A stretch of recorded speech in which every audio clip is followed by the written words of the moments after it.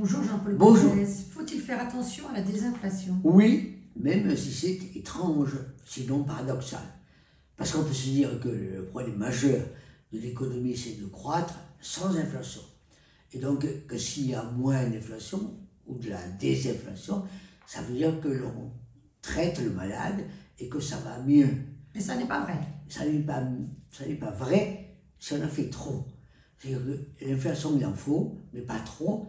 La désinflation, il en faut, mais pas trop. Et comme toujours, c'est un problème de niveau. C'est pas par hasard que le niveau de 2% est mis en avant par la Banque Centrale Européenne ou la Banque Centrale Américaine. 2%, c'est une façon de stabiliser le malade ou l'économie, comme on veut, sans trop peu. Et la Chine alors? Et la Chine, elle, c'est trop peu. C'est-à-dire qu'elle a actuellement 0,3% d'inflation, alors qu'elle nous avait habitué à plus, mais elle a une croissance faible, alors qu'elle nous avait habitué à 5. On ne comprend pas trop ce qui se passe là-bas, et on voit bien à quel point les autorités sont extrêmement inquiètes du ralentissement économique un peu, et du ralentissement de l'inflation beaucoup. Et que font-elles?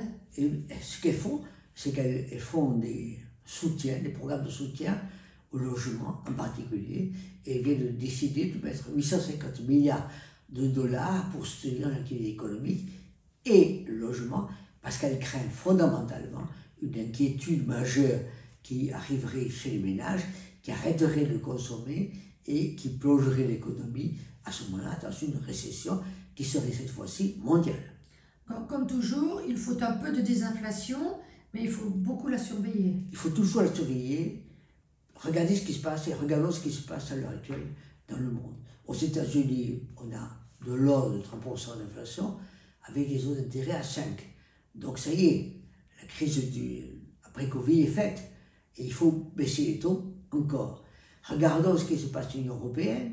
En Union européenne, on a 1,7% d'inflation avec une économie qui est au-dessous de 2%.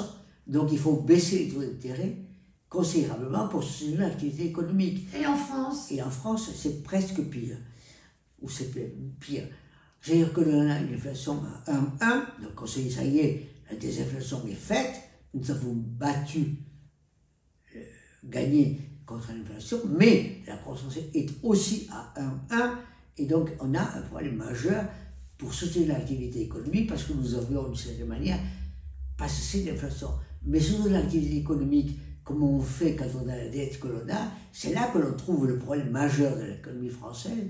3100 milliards de dettes, 50 milliards au moins de frais financiers par an, 300 milliards à trouver chaque année pour payer ses intérêts et se refinancer. On voit bien aujourd'hui que la désinflation, de cette manière, est la conséquence non seulement d'une morosité mondiale, mais aussi des difficultés que nous avons en France, et nous ne pouvons pas imaginer que nous allons exporter vers des pays voisins qui eux aussi sont en désinflation, c'est eux aussi souffrent.